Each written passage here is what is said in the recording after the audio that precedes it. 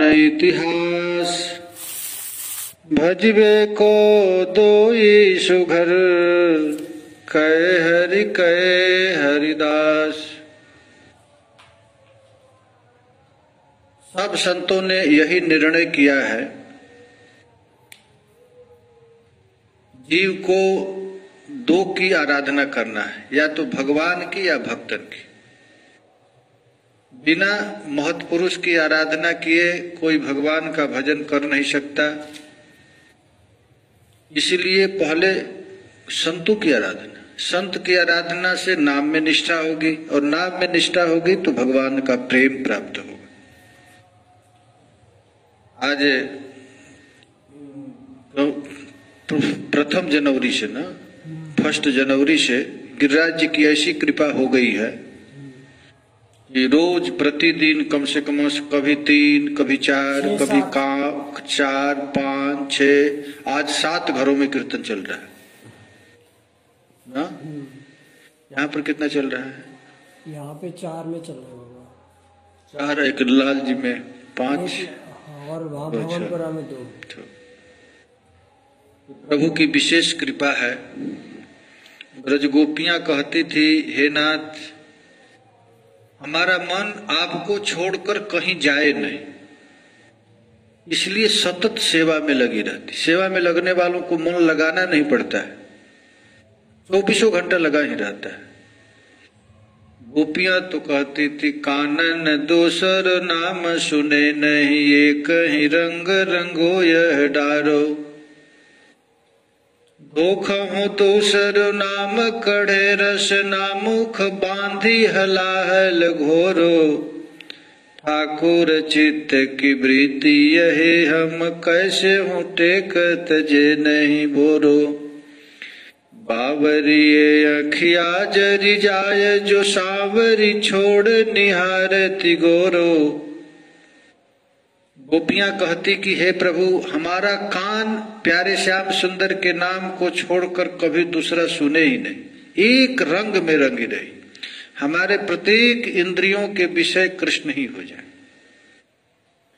अरे धोखो दूसरो नाम कढ़े रस, नामुख बांधी हलाहल घोरो। धोखा से भी यदि श्री कृष्ण के नाम के अतिरिक्त दूसरे का नाम निकल गया तो इस जीव को बांध करके विष में डाल दूंगे, काट दूंगे। रसना कटो जुवन रटो।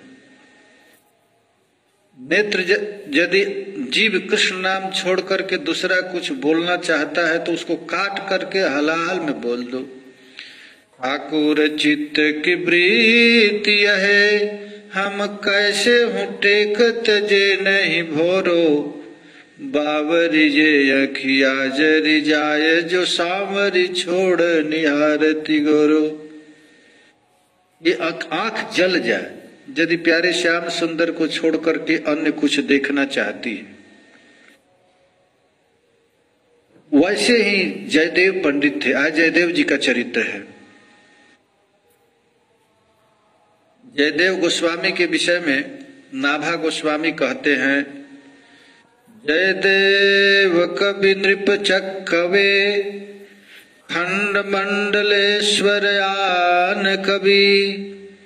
प्रचुर भयो तिहु लोक गीत, गोविंद उजागर। कोक काव्य नव रस सरस, श्रृंगार को सागर। अष्टपदी अभ्यास करे, तेहि बुद्धि बढ़ावे। राधा रमण प्रसन्न, सुनन निश्चित तह आवे। संत सरोरुह खंड को, पद्मापति सुख जनक रवि। जयदेव कवि नृप चक्कवे, खंड मंडलेश्वर यान कवि। नाभा गोस्वामी जयदेव महाप्रभु का वर्णन करते समय कहते हैं, जयदेव कवि नृप चक्कवे। जयदेव पंडित आज तक सृष्टि में जितने भी कवि हुए हैं उन कवियों में चक्कवे है। चक्कवे का अर्थ होता है चक्रवर्ती है।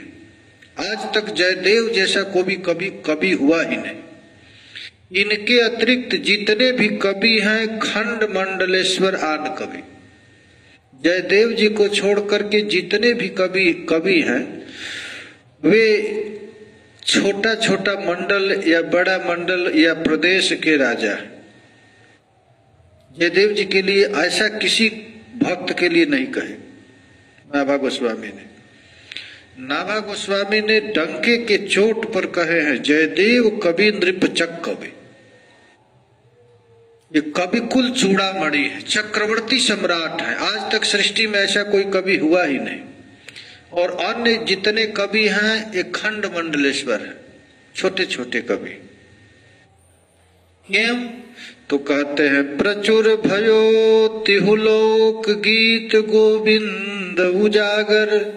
इनकी लिखा हुआ जो गीत गोविंद है ये तिहुलोक गीत गोविंद उजागर। इस स्वर्ग में देवता लोग भी गाते हैं, पाताल में गाते हैं और मनुष्य लोक में भी गाते हैं। ये जयदेव जी की इतनी बड़ी प्रसिद्धि है। प्रचुर भयो तिहुलोक गीत गोविंद उजागर। तीनों लोकों में इनकी कीर्ति गाई जाती है गीत गोविंद की। इस गीत गोविंद में क्या है तो कहते हैं कोक काव्य नव रस सरस। ये कोक काव्य का, कोक काव्य कहते हैं प्रेम काव्य का। आज तक प्रेम का ऐसा दूसरा काव्य लिखा नहीं गया जगत में। कोक काव्य नव रस सरस, इसमें नव रस है और इसमें सरस है, श्रृंगार। अर्थात जितने नव रस हैं उन नव रस में सबसे श्रेष्ठ रस है श्रृंगार रस। इसमें सबसे श्रेष्ठ जैसे हास्य रस, करुण रस, रौद्र रस, वीर रस, भयानक रस, विभत्स रस, अद्भुत और शांत रस, इन नौ रसों में सबसे श्रेष्ठ है श्रृंगार रस। श्रृंगार को सागर, छोटा सा देखने में ग्रंथ लगता है लेकिन जब समस्त जितने साहित्य के रस हैं सब इसमें भरा पड़ा है। श्रृंगार को सागर समुद्र है। इस गीत गोविंद को कोई था नहीं सकता है। श्री गौरांग महाप्रभु का जीवन ही था, प्राण था गीत गोविंद। गीत गोविंद के अतिरिक्त उनका मन कोई कहीं टिका ही नहीं सकता था। कभी महाप्रभु बेहोश हो जाते, पागल हो जाते, उन्माद अवस्था आ जाता, उस समय उनकी रक्षा गीत गोविंद ही करता। ऐसा है सरस श्रृंगार को सागर। यदि कोई गीत गोविंद का पाठ करता है तो अष्टपदी अभ्यास करे ते ही बुद्धि बढ़ावे। ये गीत गोविंद में 12 सर्ग है और 24 अष्टपदी है। संस्कृत में इसमें गीत गाया गया है, अष्टपदी है। एक एक पद में 8-8 पद है, एक एक पद में 8-8 श्लोक है, इसको कहते हैं अष्टपदी। तो अष्टपदी अभ्यास करे, जो गीत गोविंद के अष्टपदी का गान करता है ते ही बुद्धि बढ़ावे। बुद्धि बढ़ाने का अर्थ होता है उसका बुद्धि संसार से ऊपर उठ जाता है। अर्थात ये जितने भी बुद्धि है माइक संसार में ही फंसा हुआ है, काम में, क्रोध में, लोभ में, पैसा कमाने में, बिल्डिंग बनाने में, अपने कीर्ति के चक्कर में, इसको कहते हैं संसारिक बुद्धि। लेकिन यदि कोई अष्टपदी अभ्यास करे, अष्टपदी का यदि कोई अभ्यास करता है तो ते ही बुद्धि बढ़ावे, उसका बुद्धि बढ़ जाता है, माने बुद्धि ऊपर के लोकों में चला जाता है, प्रियालाल के दिव्य विहार में लग जाता है, प्राकृत रस फीका लगने लग जाता है। ऐसा बुद्धि विवेकवती बुद्धि हो जाती है। अर्थात वह अपने बुद्धि से कभी सांसारिक वस्तु को सोच ही नहीं सकता, ये कहते हैं। और यदि कोई रोज गीत गोविंद पाठ करता है तो राधा रमण प्रसन्न सुनन निश्चय तहां आवे। राधा रमण आते। अच्छा, राधा गोविंद नहीं आते, राधा गोपीनाथ नहीं आते, राधा मदन मोहन नहीं आते, राधा रमण आते। राधा रमण का अर्थ होता है वह ठाकुर जी आते हैं जो राधा रानी के साथ सतत रमण करते हैं। और वृंदावन में राधा रमण है तो राधा रमण कहने से ही गोपीनाथ हो गए, गोविंद देव जी हो गए, मदन मोहन जी हो गए, क्योंकि तीनों श्री विग्रह मिल करके राधा रमण बने। तो यदि कोई गीत गोविंद का पाठ करता है तो कोई दूसरा नहीं आता है। राधा रमण प्रसन्न सुनन निश्चित तह आवे, संत सरोरुह खंड को पद्मावती सुख जनक कवि। कहते हैं कि और सुनकर प्रसन्न होते। पद्मावती के पति जयदेव जी संत रूपी कमल बन को आनंदित करने वाले सूर्य के समान इस पृथ्वी पर अवतरित हुए। ये जयदेव जी कोई साधारण व्यक्ति नहीं है, साक्षात नंद नंदन श्री कृष्ण ही जगन्नाथ जी के जयदेव जी के रूप में प्रकट होकर के अपने मधुर रस का प्रचार किए। मधुर रस का क्यों प्रचार किए कि संसार के जितने प्राणी हैं काम में काम के मारे हुए, काम क्रोध के गुलाम है, वासनाओं के गुलाम है। तो उन वासनाओं के गुलाम को खींचने के लिए साक्षात प्रभु अपने लीला को प्रकट किए, अवतरित होकर। जयदेव जी इस जगत में स्वयं प्रकट होकर के इस गीत गोविंद का प्रचार किया। गीत गोविंद यहां तक कहते हैं कि इस गीत गोविंद को पृथ्वी पर तो गाया ही जाता है। अरे कहां तक कहा जाए, अप्सराएं, देव बधुए, नाग कन्याएं, नाग पत्नियां, ये भी गीत गोविंद तीनों लोक में प्रसिद्ध है, गाती रहती हैं। गीत गोविंद में राधा माधव जुगल की परम दिव्य केली विलास का लीला बड़ा रसमय किया गया है। भक्ति में श्रृंगार रस है अद्वितीय ग्रंथ। भक्ति रस से परिपूर्ण होने के साथ साथ इसमें काव्य के 9 रस भी पूर्ण है। स्वयं जैसे भागवत है तो भागवत का महात्म्य लिखा गया है, उसी तरह गीत गोविंद में गीत गोविंद की महिमा है। स्वयं जयदेव पंडित इस गीत गोविंद की महिमा कहते हैं। यदि हरि स्मरणे सरसम मनो यदि विलास कलास कुतूहलम मधुर कोमल कांत पदावलिम शृणुतदा जयदेव सरस्वती। स्वयं जयदेव पंडित कहते हैं, यदि भगवान के स्मरण में तुम्हारा मन में अनुराग है और यदि कृष्ण की केली विलास कलाओं को जानने की कुतूहल है तो मधुर कोमल एवं मनोहर पद युक्त गीत गोविंद वाणी का श्रवण करो। मधुर कोमल कांत पदावलिम शृणुतदा जयदेव सरस्वती। गीत गोविंद भक्त जनों को तो अति प्रिय है ही, भगवान को भी अधिक प्रिय है। जो भक्त एक बार गीत गोविंद का पाठ कर लेता है उसको अन्य कहीं किसी रस में मन नहीं लगता है। अरे भक्त को तो छोड़िए, राधा रमण प्रसन्न होए निश्चिततः आवे। साक्षात ठाकुर जी को भी इतना अच्छा गीत गोविंद लगता है कि जहां कहीं भी गीत गोविंद का पाठ किया जाता तो ठाकुर भी पागल होकर के आ जाते हैं महाराज, वहीं पर आ जाते हैं। यहाँ तक कि जगन्नाथ जी को बिना गीत गोविंद पाठ किए भोजन भी अच्छा नहीं लगता, उनको रोज गीत गोविंद सुनाया जाता है। यदि गीत गोविंद नहीं सुनाया जाए तो सोते नहीं, खाते नहीं, विहार नहीं करते हैं। ऐसा गीत गोविंद की महाराज यहाँ पर महिमा है। प्रियादास जी जयदेव पंडित जी के विषय में कहते हैं, किंदबिल ग्रामता में भय कविराज राज भरो रस राज ही मन मन चाखिए। दीन दीन प्रति रुख रुख तर जाई रहे एक गुदरी कमंडल को राखिए। कहीं देवे विप्रसुता जगन्नाथ देव जी को भयो जब समय चलो दैन प्रभु भाखिए। रसिक जयदेव नाम मेरो ही स्वरूप ताहि देव तत्काल यहो मेरी कही भाखिए। जयदेव जी के विषय में यहाँ पर प्रियादास जी कहते हैं कि जयदेव जी का पिताजी का नाम था भोजदेव और माता जी का नाम था राधा। कुछ वाम देवी भी कहते हैं। इनका जन्म माघ शुक्ल बसंत पंचमी को हुआ था। अभिजित मुहूर्त में बिल्कुल मध्याह्न काल में साक्षात जगन्नाथ भगवान ही भोजदेव की पत्नी बामा देवी के कोख में जयदेव के रूप में प्रकट हुए। प्रियदास जी कहते हैं साक्षात जगन्नाथ जी ही जयदेव जी के रूप में प्रकट हुए। बाल्यावस्था में ही इनके माता पिता सिधार गए। इस घटना से जयदेव जी को संसार की असारता पता चल गया था। ये संसार असार है। माता पिता जी का जब शरीर छूट गया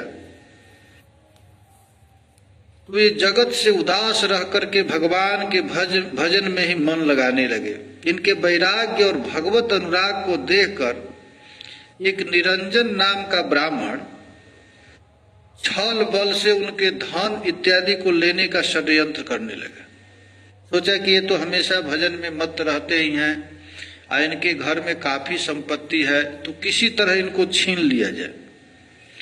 तो उसने एक फर्जी दस्तावेज बनाकर जयदेव पंडित जी से कहा कि तुम्हारे पिता ने मुझसे 1000 कर्ज ले लिए थे,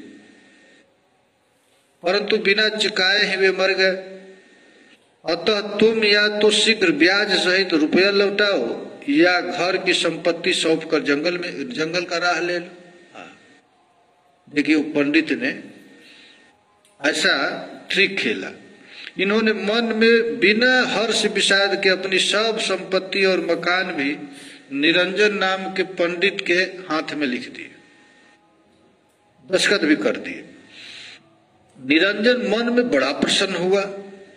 वो घर की सब वस्तुएं गाड़ी पर भर करके अपने घर ले जाने के लिए सोच ही रहा था।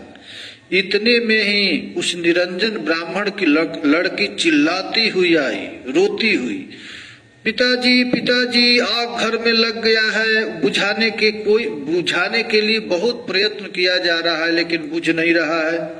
इतना सुनते ही निरंजन से इस प्रकार उनकी लड़की कह रही थी। यह सुनते ही जयदेव पंडित दौड़ करके प्रज्वलित अग्नि के लपट में कूद गए। उसके घर में जब आग लगी थी तो जयदेव जी सुने तो दौड़ कर गए और जा करके उसमें प्रवेश करने लगे और प्रवेश करके घर के वस्तुओं को बचाने लगे।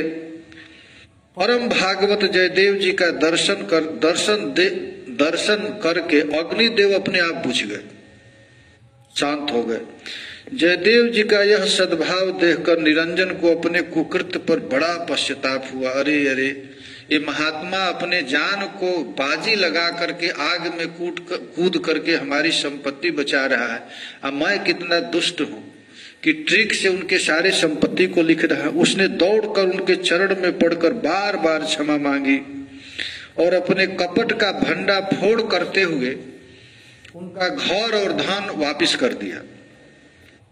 अपकारी के प्रति भी अपकार करके जयदेव जी ने शिव जी के इस वचन को चरितार्थ कर दिया। शंकर जी कहे हैं ना, उमा संत की ही बड़ाई, मंद करत जो करई भलाई। संत का महाराज यही स्वभाव होता है। निज हत्यारे के समक्ष भी वही विश्व मोहन मुस्कान। यदि उसका कोई गर्दन भी काटने आता है तो प्रसन्नता से उसकी अपनी गर्दन कटवा देते। अपने ऊपर विपत्ति ले लेते हैं लेकिन दूसरों को कष्ट देना नहीं चाहते। ऐसे महाराज थे जयदेव पंडित। देखिए बचपन में ही इनकी इतनी भारी वैराग। श्रृंगार रस के रसराज इसलिए भी कहते हैं कि सभी रस का समावेश है गीत गोविंद में। शांत दास सख्य वात्सल्य आदि श्रृंगार संभव नहीं। रसिक महानुभावों ने श्रृंगार रस की उपासना को अत्यंत कठिन बताया है। देखो भाई, शांत भक्त मिल जाएंगे संसार में, बहुत लोग दास भी मिल जाएंगे, वात्सल्य रस वाले भी मिल जाएंगे, सख्य रस वाले भी मिल जाएंगे, लेकिन श्रृंगार रस महाराज बहुत कठिन रस है। ये बिना कृपा के संभलता नहीं है श्रृंगार रस। भगवत रसिक जी तो कहे हैं, संप्रदाय नवधा भगति वेद सुर सरी नीर, ललिता सखी उपासना ज्यों सिंघन की क्षीर। ये मधुर रस की आराधना कैसी है? तुम्हारा सिंह की दूध है, सिंघनी का दूध। सिंघनी का दूध कौन दुहने जाएगा? हाँ, ये मधुर रस है सिंघनी का दूध। ज्यों सिंघन को छीर रहे कुंदन के वासन, कई बच्चा कई पेट और घट करे विनाशन। ये सिंघनी की दूध स्वर्ण पात्र में ही टिक सकता है या सिंघनी के बच्चे में, और दूसरा कोई यदि पीने जाएगा तो महाराज घट विनाशन, घट को नष्ट कर देता है। भगवत नित्य विहार परे सबही को पर्दा, रहे निरंतर पास रसिक वर सखी संपदा। इसमें जब तक अपने आप को कोई पुरुष मानेगा तो इस रस में प्रवेश कर नहीं सकता है। पुरुष का अर्थ होता है सेवा लेने की इच्छा। यदि कोई सेवा लेने की इच्छा चाहता है तो महाराज इस रस में प्रवेश नहीं कर सकता है। मधुर रस में वही प्रवेश करता है जो सतत सेवा में ही अपने जीवन को बिता दे। सेवा सेवा सेवा के अतिरिक्त कुछ नहीं, जीव से नाम और सतत सेवा। सतन यतन करि भय रहे, बितन आय फिर जाए, सखी भाव तब जानिए, पुरुष भाव मिट जाए। पुरुष भाव जब तक मिटेगा नहीं तब तक सखी भाव में प्रवेश नहीं होगा। पुरुष भाव का अर्थ होता है सेवा लेना, सखी भाव का अर्थ होता है सेवा करना। महाराज जयदेव जी इस रस के परम अधिकारी हैं। इसी रस में नित्य निरंतर पड़े रहते थे। गीत गोविंद और जयदेव जी एक ही स्वरूप, एक ही चढ़े। उनका हमेशा ये कैसा रस है महाराज, तो प्रेम पंथ अतिशय कठिन, सबको निभत नाय। ये प्रेम पंथ महाराज अति कठिन है, ये सब कोई इसको नहीं निभा सकता है। चढ़ के मैन तुरंग पे, चलिबो पावक माय। मोम के घोड़े पर चढ़ करके आग में घुसने जैसा है मोम का घोड़ा महाराज, और उस पर चढ़ करके कहाँ जाना है आग में, तो मोम तो अपने आप पिघल जाएगा। ऐसा कठिन है। दूसरे जैसे किसी भोजन के लोभी को अत्यंत सुमधुर भोजन मिल जाए तो वह एकांत में छिपा कर खाता है, कोई आ न जाए, वैसे ही महाराज मन मन चाखिए।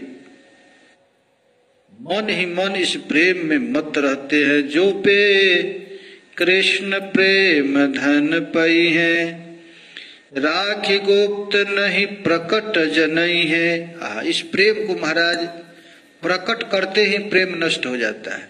प्रेम रूपी संपत्ति को जितना छिपाएंगे उतना महाराज प्रेम प्रकट होगा। कृष्ण प्रेम धन पाय के, प्रकट न कीजय बाल, राखिए उर यो गोय के, जमड़ी राखत ब्याल। यदि कृष्ण प्रेम का छींटा भी आपको मिल गया है तो उसको बड़ा छिपा कर रखना है। समाज में तो दिखाना ही नहीं है प्रेम को। यदि प्रेम दिखा दिए तो महाराज नष्ट हो जाएगा। इसको वैसे ही छिपा कर रखा जाता है जैसे नाग मणि को छिपा कर रखता है। प्रकट करने से क्षीण हो जाता है या नष्ट हो जाता है। दीप बाति सम प्रेम है, राखो रहसी जुगाए, बाहर किए विनाशिए, जब लगी हैं जगबाय। महाराज प्रभु प्रेम में पगे। ये जयदेव जी को जब प्रेम प्रकट हुआ तो महाराज ये घर में नहीं, अतः एक दिन सब को छोड़ करके पूरी के लिए प्रस्थान कर दिए। प्रेम यदि प्रकट हुआ तो महाराज जो तो संसार में रहेंगे नहीं, चल दिए। वो रास्ते में महाराज जाते जाते जंगल में प्यास लगने पर स्वयं जगन्नाथ जी ने आकर स्वयं जल पिलाया और भूख लगने में इनको दूध पिलाया। इस प्रकार वे भगवत कृपा की पग पग पर अनुभव करते हुए पूरी पहुंचे। जगन्नाथ भगवान का दर्शन किए और परम वैराग्य पूर्वक वहीं निवास करने लगे जगन्नाथपुरी में। आपके वैराग्य के संबंध में भक्तमाल में कहा गया है कि महाराज इनका ऐसा वैराग्य था कि एक दिन में एक जगह ही रखते थे, दिन दिन प्रति रुख रुख तर जाई रहे। एक पेड़ के नीचे 2 दिन नहीं रहते थे। वो सोचते थे कि यदि 2 दिन रह जाऊंगा तो इस पेड़ को अपना मानने लगूंगा। इनका ऐसा वैराग्य था। दिन दिन प्रति रुख रुख तर जाई रहे, गहे एक गुदरी कमंडल को राखिए। एक पेड़ के नीचे एक दिन, एक पेड़ के नीचे एक दिन। इनकी कैसे श्री चैतन्य महाप्रभु ने जब रूप सनातन आने लगे, तुम्हारा सबको आदेश दिए, वृंदावन तो तुम लोग जा रहे हो, कैसे रहना है? यदि तुमको रहना है तो इस रहने से रहना पड़ेगा। तो महात्मा लोग पूछे कैसे रहें? तो महाप्रभु आदेश दिए, भ्रातस्तिष्ठ तले तले बिटपिना, ग्रामे सुभिक्षामट। बेटा भाई, भ्रातस्तिष्ठ तिष्ठ, एक पेड़ के नीचे एक रात रखना, तले तले बिटपिना। तो पूछे कि भूख लगेगा तो खाएंगे कहाँ? तो महाप्रभु कहते हैं, ग्रामे सुभिक्षामट, गांव में जाकर भिक्षा मांग लेना। स्वच्छंदम पिबजामुनम जलमलम चिराणिकं थाम कुरु। प्यास लगेगा तो क्या करेंगे? तो कहते हैं, स्वच्छंदम पिबजामुनम जलमलम, स्वच्छंद जमुना मैया बह रही है, छींक करके पी लेना। कपड़ा कहाँ मिलेगा? तो कहते हैं, चिराड़ी पंथ खंथाम कुरु, रास्ते में चितड़े जो पड़े हैं उसको अपने लपेट लेना। सम्मानम कलयाति घोर गरलम नीचापमानम सुधा। ऐसी स्थिति में भी यदि तुझको कोई सम्मान करे कि आप बड़े भारी त्यागी हैं, बड़ा वैरागी हैं, तो खबरदार उस सम्मान को विष के समान समझना। सम्मानम कलयाति घोर गरलम। यदि उस समय तुझको कोई गाली दे दे, ओ बड़ा बना है त्यागी, हो देखो तो सही, उस समय यदि तुझे गाली दे दे तो क्या करोगे? तो कहते हैं, नीचापमानम सुधा। अपमान यदि करे तो उसको अमृत के समान देखना, और सम्मान यदि करे तो उसको क्या समझना? तो घोर गरलम, सम्मान को घोर विष समझना, और अपमान को क्या समझना? अपमान को अमृत की तरह। ऐसी स्थिति में वृंदावन में रहना। श्री राधा मुरलीधरो भज सखे, वृंदावनम मात्यज। हे सखे, इस रहनी से वृंदावन धाम में रहना। वृंदावनम मात्यज, और वृंदावन से दूर मत जाना। ऐसे महाराज राधा माधव को भजन कैसे करना? तो भज रसात, रस पूर्वक भजन करना। अच्छे विरक्त महापुरुषों की यही संपत्ति है महाराज। विरक्तों की संपत्ति क्या है?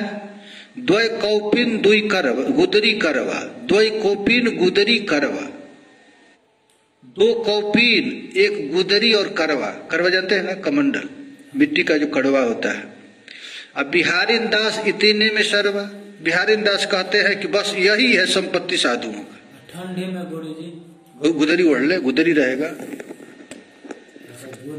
गुदरी जानते हो नहीं हो?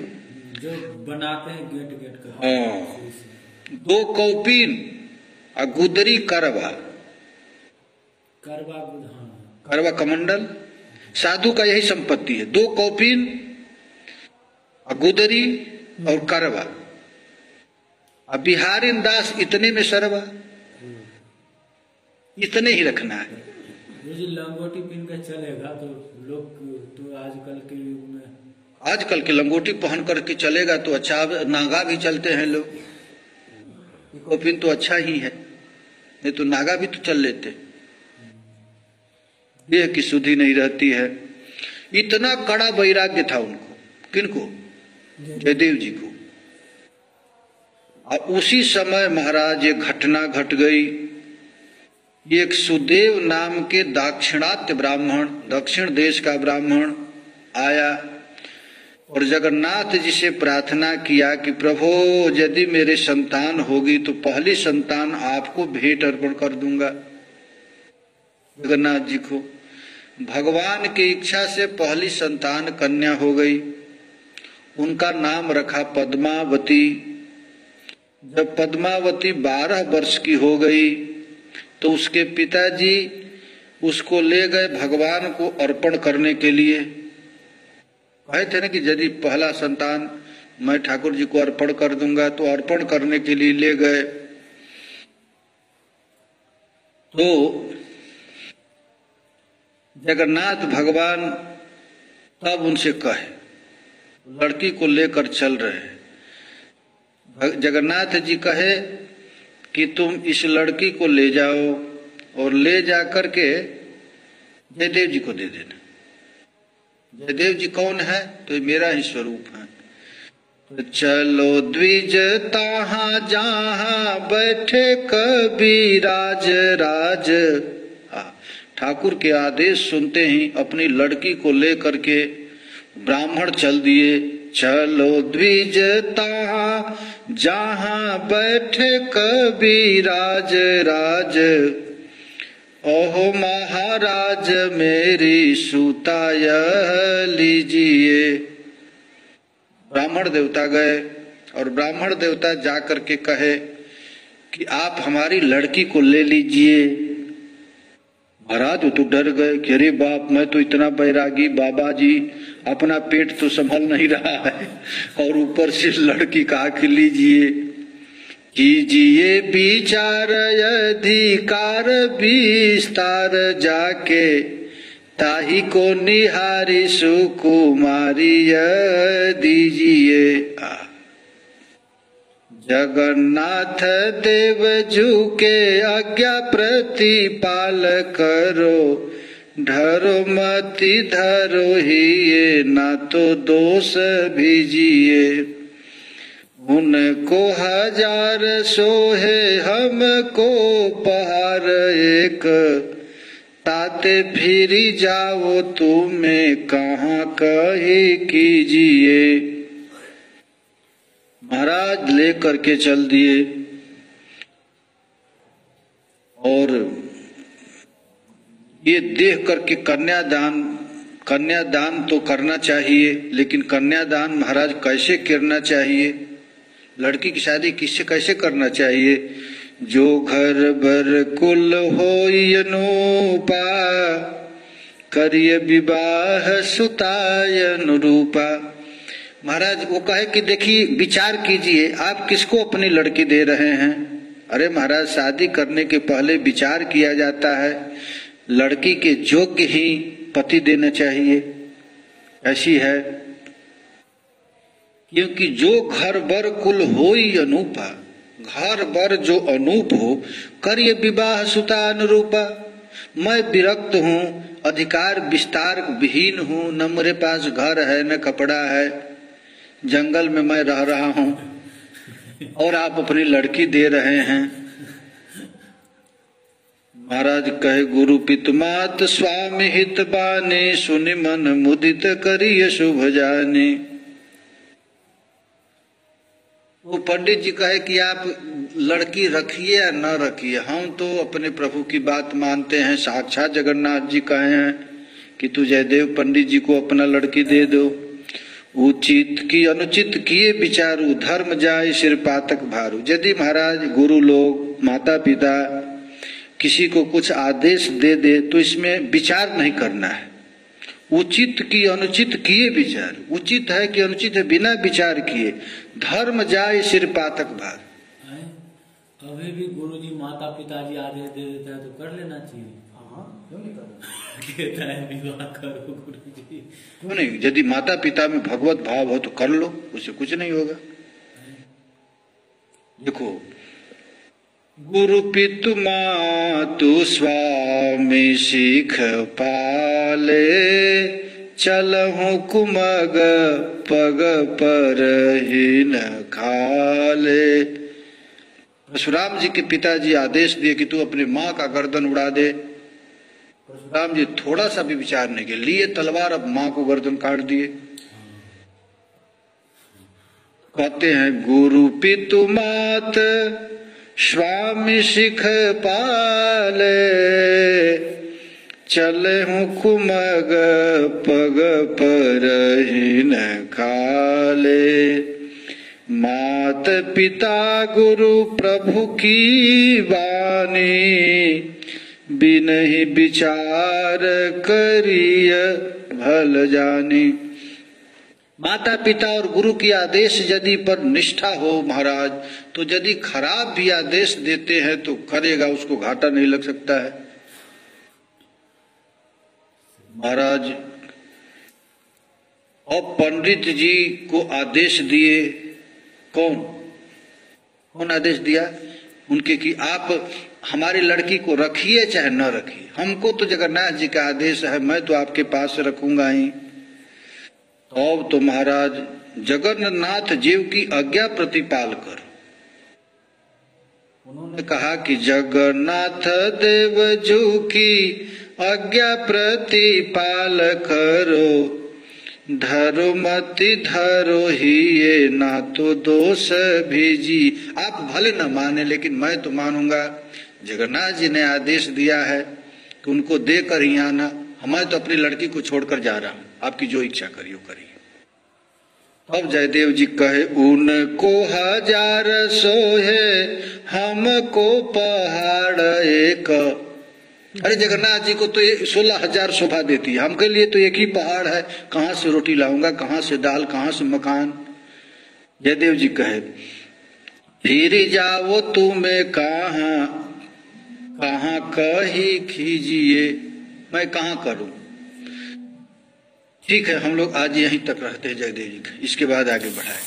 जय जय श्री राधे, जय जय श्री राधे।